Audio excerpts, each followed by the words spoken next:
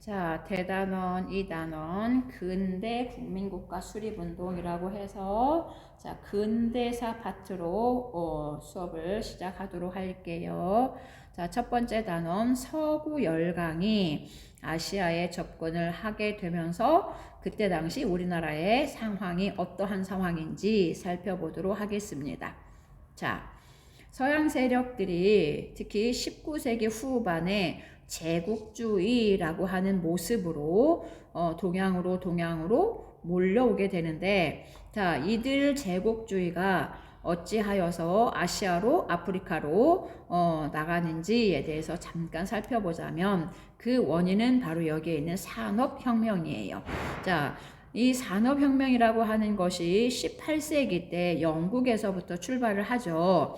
그래서 공장에서 대량 생산을 하게 되고 그렇게 돼서 엄청난 산업의 변화가 있게 되는데, 자, 이 산업혁명의 결과 자본주의라고 하는 것이 발달하게 되죠.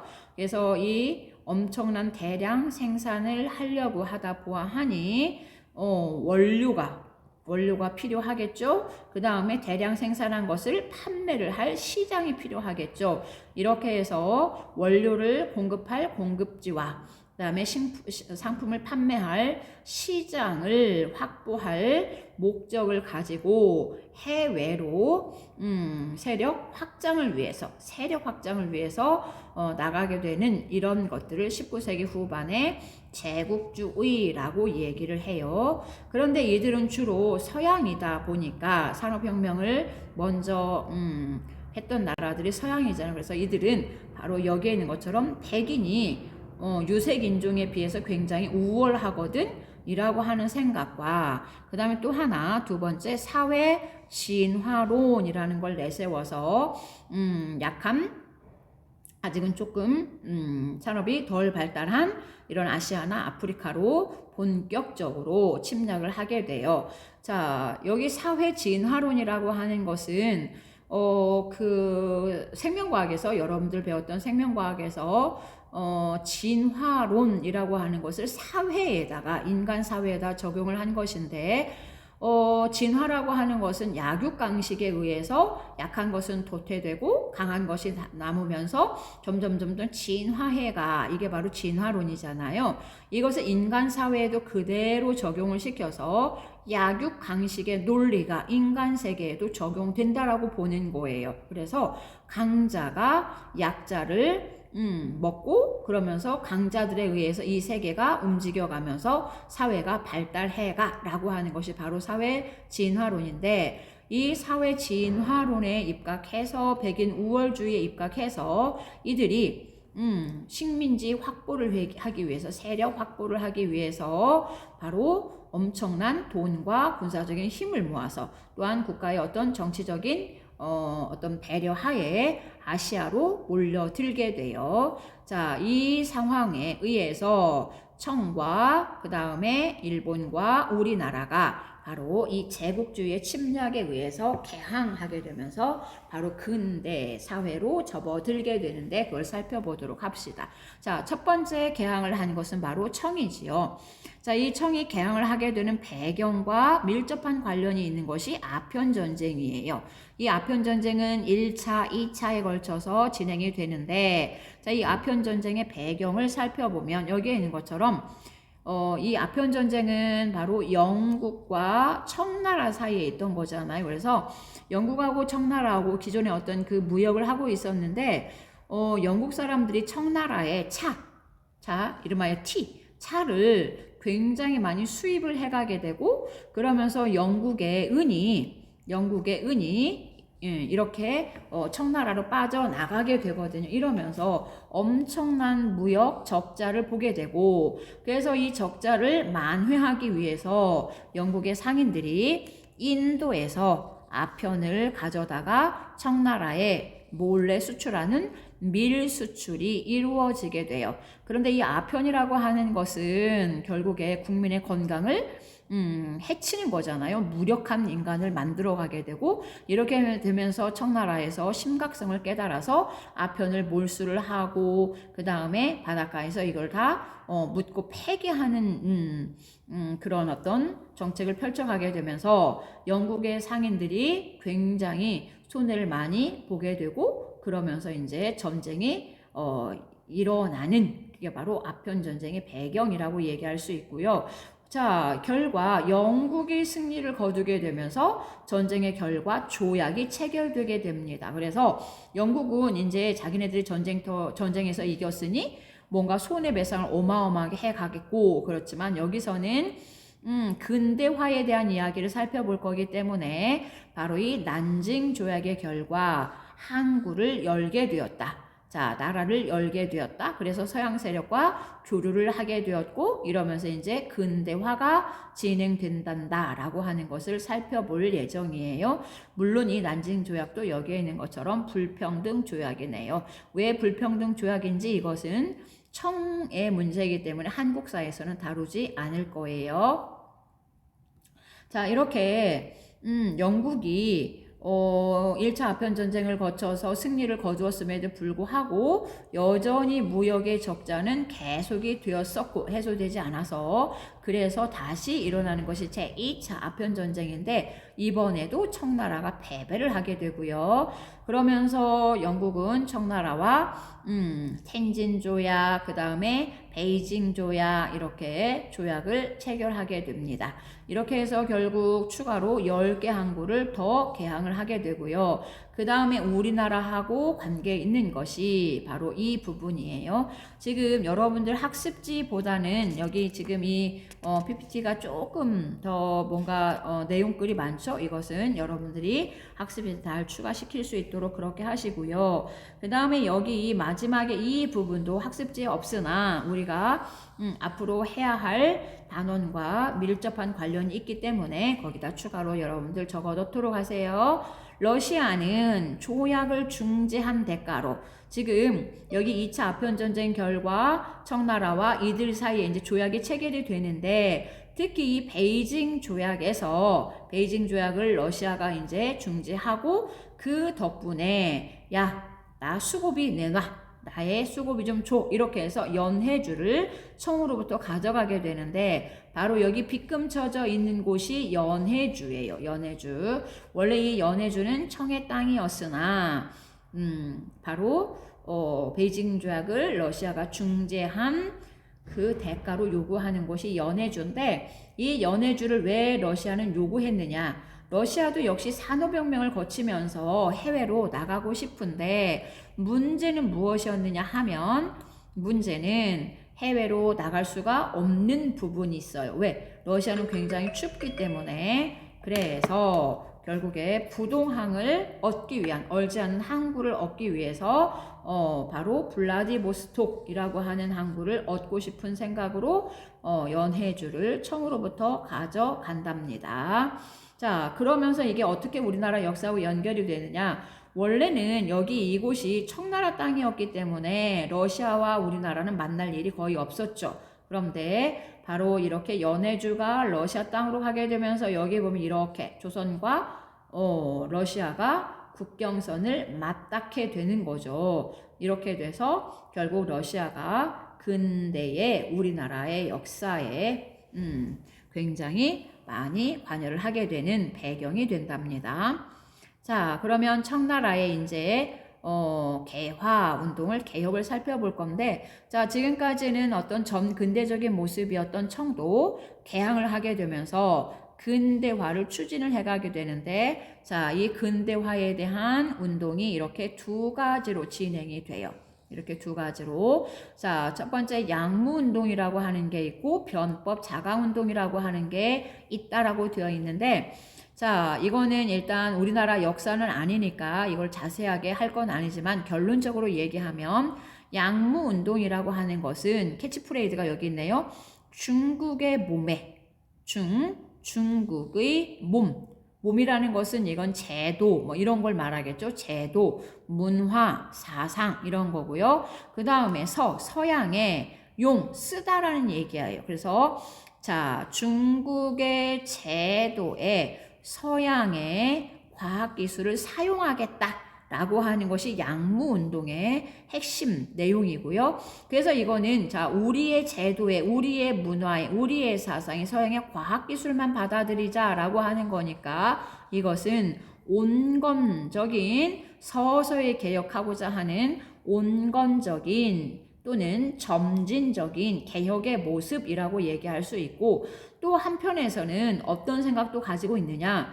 야, 청나라 우리는 굉장히 지금 발전이 안 된 상태야. 근데 서양은 굉장히 발전했지? 그렇다면 우리가 쟤네들을 따라잡기 위해서는 뭐 해야 되겠어? 일본과 같이 일본을 모델로 해서 법을, 여기서 법이라고 하는 것은 위에서 얘기했던 제도를 말하겠죠. 이런 제도를 바꾸어 가면서, 다시 말하면 나라 시스템을 바꾸어 가면서 우리도 역시 저들처럼 성장하는, 스스로 강해지는 어떤 이런 그래서 이것은 뭐다? 급진적인 모든 것을 일본처럼 한꺼번에 빨리빨리 바꾸자라고 하는. 그래서 이렇게 두 개의 어떤 방향으로 온건을 주장하는, 급진을 주장하는 그런 측들이 있었고, 상황에 따라서 어떨 때에는 온건의 목소리가, 어떨 때는 급진의 목소리가 크면서 청나라의 근대화가 추진돼요. 자, 그 다음에 두 번째 일본을 살펴볼 건데요. 자, 일본은 여기에 있는 것처럼 미국이 무력 시위로 그랬는데, 미국이 군함을 보내서 막 포를 쏘아가면서 야, 문 열어 이렇게 해서 억지로 군사적인 힘에 의해서 문을 열게 돼요. 이 무력으로 문을 열게 되었다라고 하는 것을 우리 이제 한국사 할 때 배울 건데, 이것을 뭐라고 얘기하느냐? 포함외교라고 얘기를 합니다. 포함외교.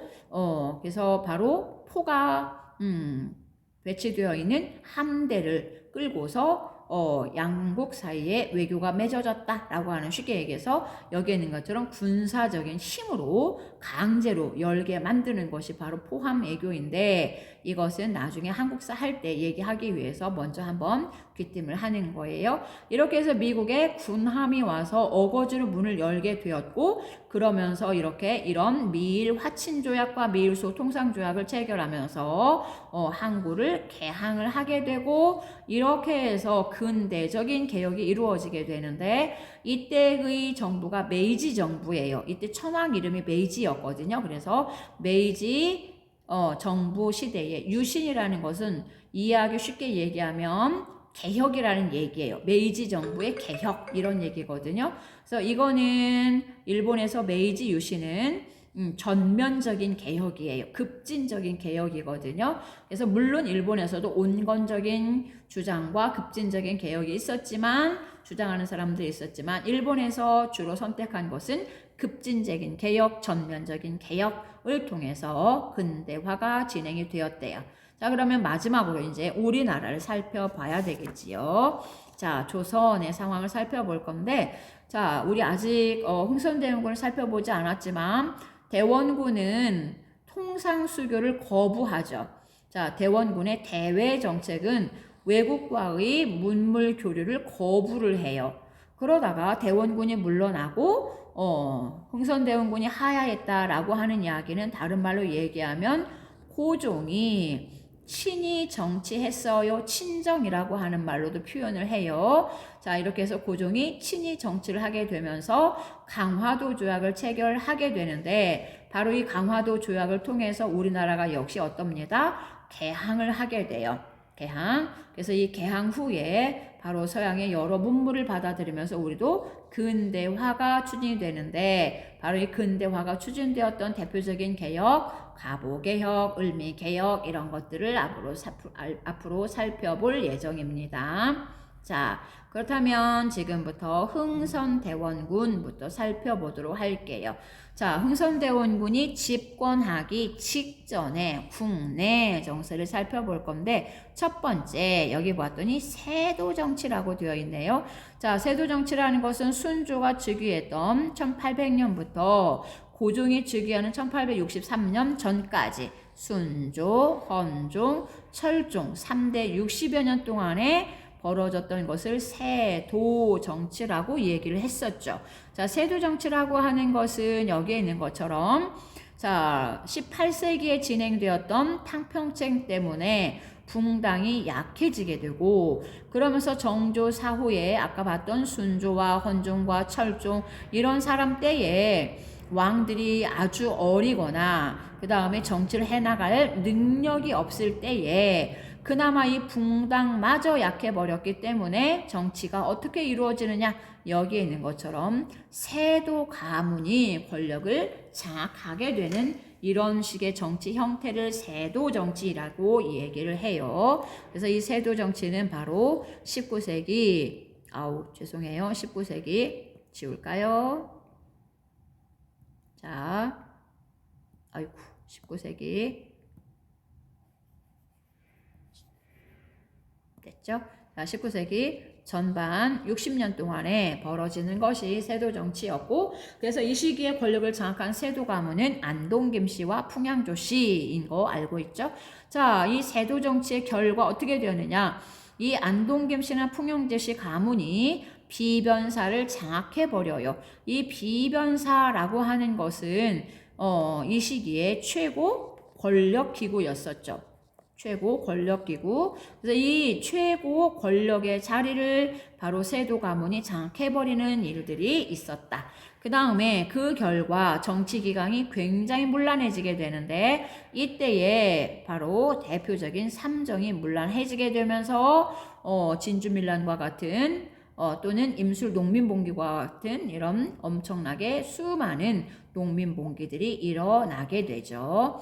자, 그러면 자, 우리가 지금 여기 삼정의 문란이 있는데 이 삼정의 문란을 왜 이렇게 자세하게 살펴보느냐?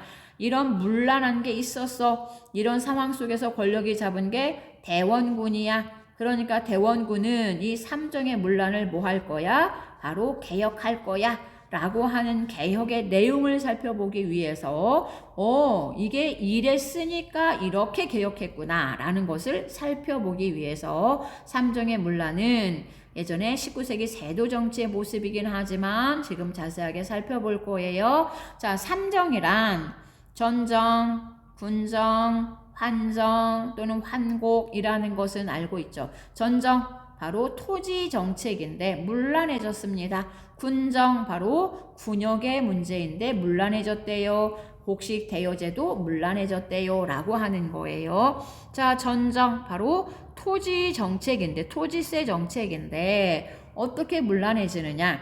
자, 조금 어떤 영향력 있고 권력 잡고 그 다음에 재력이 있는 사람들은 세금을 내지 않을 꼼수를 부리게 되는데 그게 바로 뭐냐? 은결이라고 하는 건데요. 은이라는 것은 여러분들 범인은 은닉하다 뭐 이런 말 들어봐. 은이라는 건 숨겼다라는 얘기예요.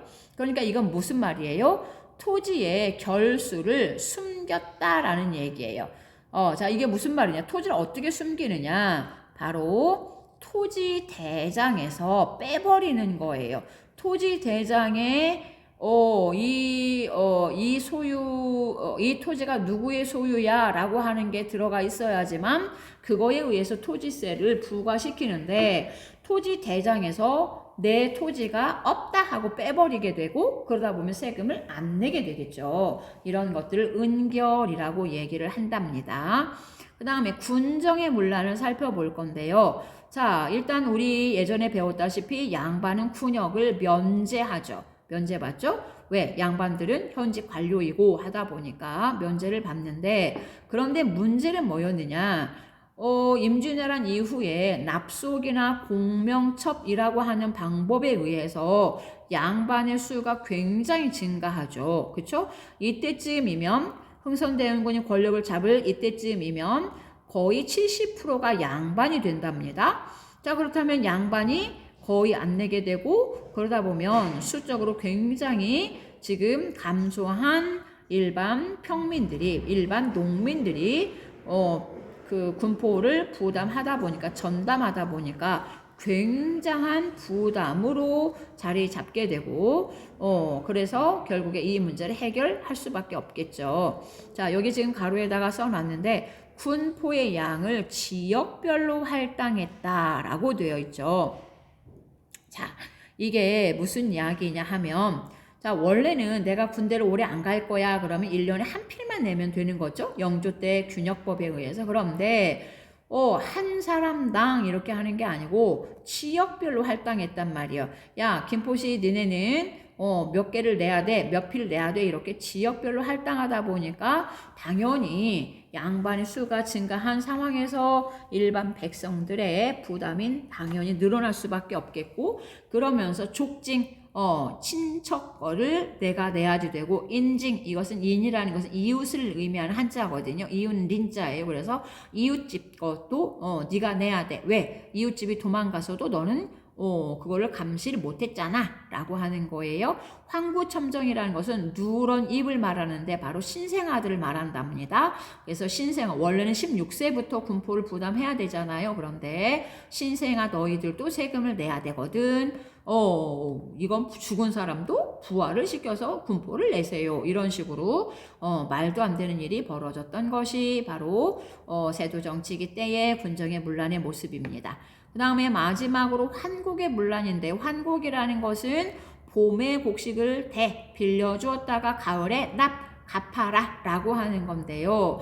바로 이 환곡을 가지고서 백성을 구제하겠다라고 하는 환곡을 가지고서 오히려 백성에게 사또들이 고리로 빌려주면서 사채업자처럼 행동하는 엄청난 백성에게 부담을 주었던 것이 환곡의 문란이랍니다. 자, 이렇게 해서 전정과 군정과 환곡이 문란한 그런 상황 속에서 흥선대원군이 권력을 장악했고요. 자, 이번에는 세도정치기 때의 두 번째 비변사가 강해졌다라고 하는 것을 살펴볼 건데요. 자, 우리 조선 전기 때부터 비변사는 살펴보았던 것 같은데 16세기 때에 바로 삼포 외란을 거치면서 비변사, 변방의 방비를 위한 관청 비변사가 임시로 만들어져서 출발을 하고 을묘외변이 발발하게 되면서 상설기구로 자리를 잡게 돼요. 그러다가 임진왜란이라고 하는 절대적인 국난을 접하게 되면서 의정부를 대신해서 국정 전체를 총괄하는, 자, 원래는 여기에 지금 전쟁과 관계되는 거니까 원래는 비변사는 뭐 하는 거예요? 변방의 방비를 맡은 군사적인 기구였으나 바로 이제 외란 후에는 군사적인 일들뿐만 아니라, 자, 군사적인 일들뿐만 아니라 무엇까지?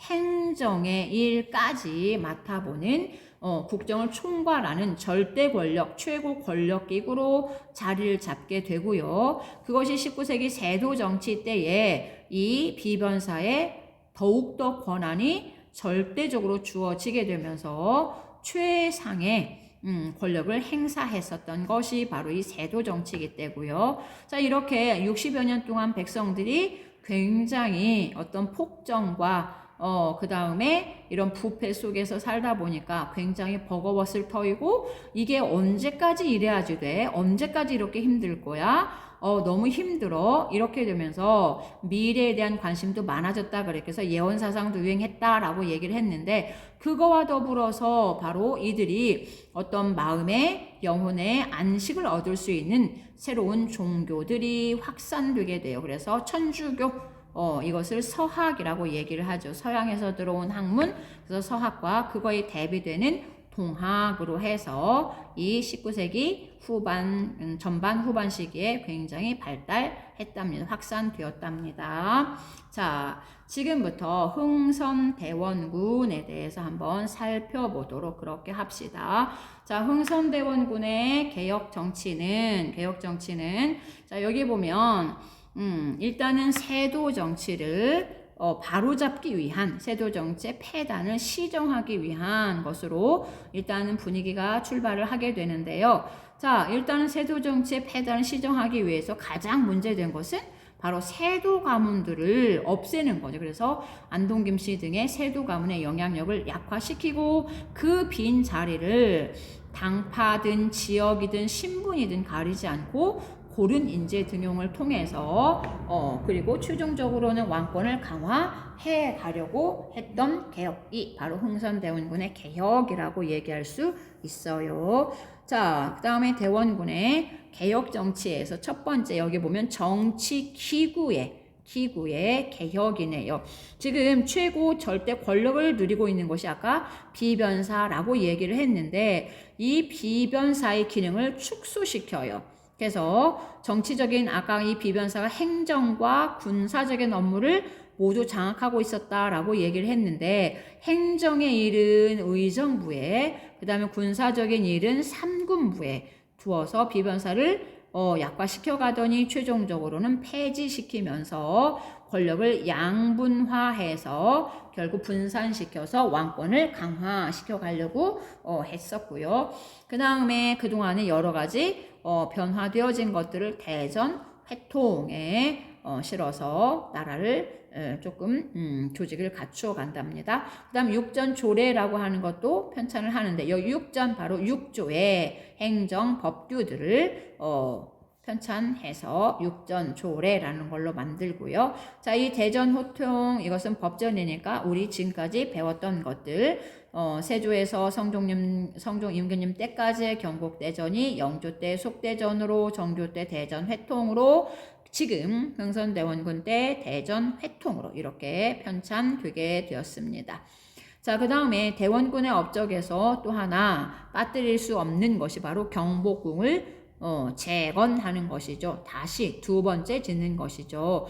경복궁을 조선 초에 지었다가 외란 때 소실되었고 지금 외란이 끝난 뒤 벌써 한 300년이 지났지만 아직도 경복궁을 건축하지 못하고 있었는데 이 흥선대원군의 생각이 적어도 왕실의 위엄을 회복하기 위해서 왕의 권위를 세우기 위해서 경복궁 정도는 좀 지어야 되지 않겠어? 라고 하는 생각을 가지고 경복궁을 짓게 되는데 그러나 300년 동안 이 경복궁을 짓지 못했다라는 얘기는 그만큼 나라의 재정적인 상황이 어렵다라는 거죠.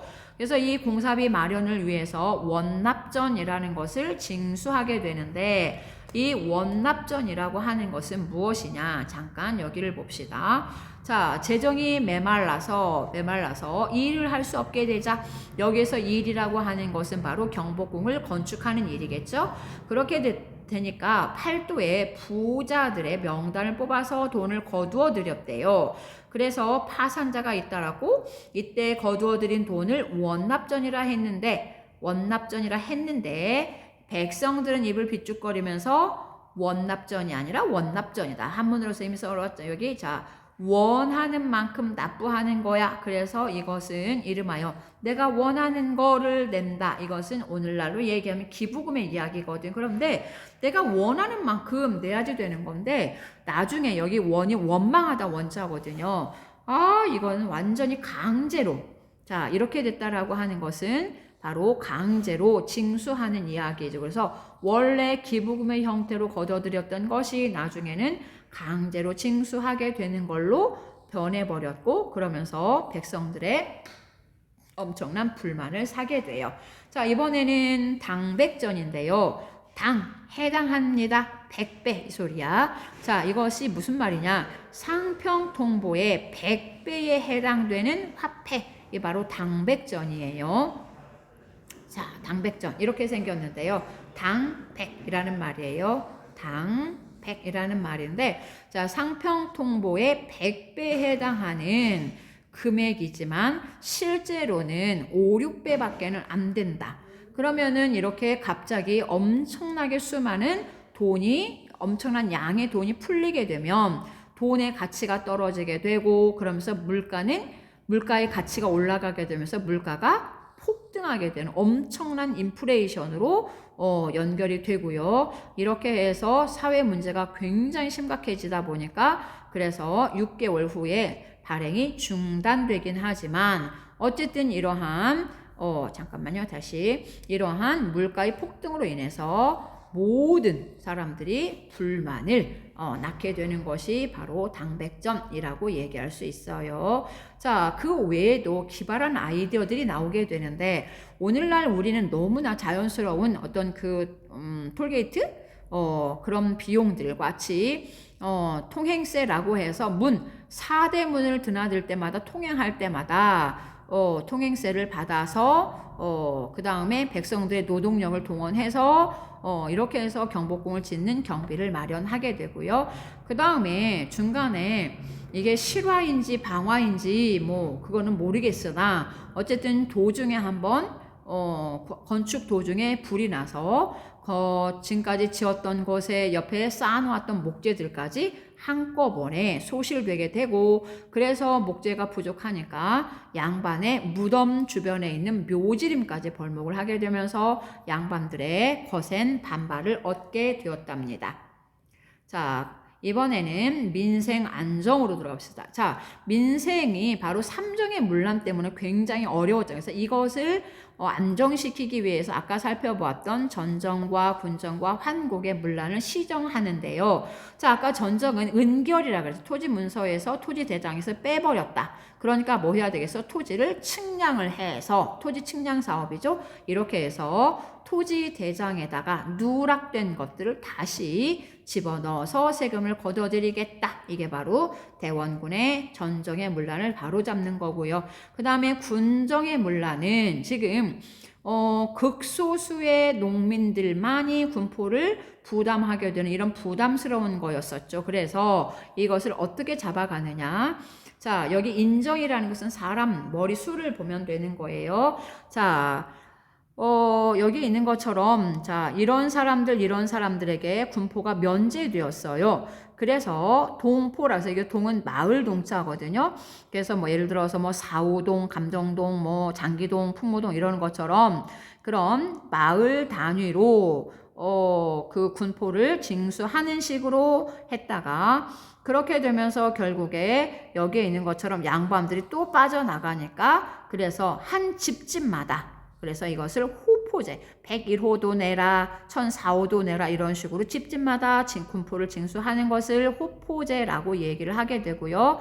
그렇게 되면서 여기 보면 15%만 납부를 하고 있었던 것이 74%로 늘어나죠. 그래서 굉장히 일단은 재정이 확보되는 어떤 이런 배경이 되게 되는데, 이러면서 결국은 양반들이 엄청나게 싫어하게 되겠죠. 그래서 내가 저런 상것들하고 같이 이러면서 양반들은 굉장히 반대를 했었지만, 그러나 일반 백성들은 대단히 환영하였던 것이 바로 이 후포제의 징수였고요. 그 다음에 환국의 문란을 바로잡기 위해서 사또가 자기 권력을 이용해서 사람들에게 어거지로 떠넘기고 고리로 이자를 받아갔더니 환국을 없애버려요. 대신에 그 가난한 백성들을 구제하기 위해서 여기에 있는 대로 마을 단위로 자치적으로 규율하게 되는 이런 것을 만드는데, 이게 바로 사창제라고 하는 거예요. 사가 회사할 때 사자예요. 그래서 우리 마을 공동에 창고를 하나 만들어서 이렇게 해서 가난한 백성을 구제하는 곡식을 보관하고 있었답니다. 자, 이번에는 중요한 서원 철폐에 대한 이야기인데요. 자, 이 서원이라고 하는 것은 붕당의 뿌리였었지요. 그 다음에 이 서원이라는 것은 세금을 내지 않았지요. 토지도 있고 노비도 있었지만 세금을 내지 않고 있었단 말이에요. 그 다음에 농민들을 수탈했는데, 왜 서원이 농민들을 수탈하느냐? 이 서원의 기능 중에 하나가 뭐가 있었어요? 여기 학문 연구의 기능도 있었지만 제사를 지내잖아요. 그래서 이 제사 음식은 사실은 여기 서원에 딸린 토지에서 나오는 그 비용으로 해야지 되는데, 그렇게 하지를 않고 농민들에게 제사 음식을 만들어서 바치도록 하는데, 그런데 이 지금 시기가 세도정치였으니까 농민들이 지금 삼정의 문란 때문에 굉장히 버거워하고 있음에도 불구하고 바로 이 서원에서는 제사 음식을 바치라고 한단 말이에요. 그런데 세금보다 훨씬 더 절대적인 영향력을 행사하였던 것이 바로 이 묵패라고 하는 거였고, 그래서 이 묵패가 우리 집에 오면 우리 집에 소 한 마리 잡아 바쳐야 돼 이렇게 연결이 되면서 가혹한 농민 수탈로 연결이 되었고, 이것을 파악하고 있던 흥선대원군이 전국에 47개소만 남겨두면서 유생들은 굉장히 반발하게 되고 백성들은 환영을 하게 됩니다. 그래서 이 서원이 절폐되면서 국가의 재정은 확보가 되었고요. 그 다음에 민생은 안정이 되었답니다. 자, 지금까지 흥선대원군의 대내 정책을 살펴보았고요. 다음 시간에는 통상수교 거부 정책이라고 해서 흥선대원군의 대외 정책들을 살펴보도록 하겠습니다.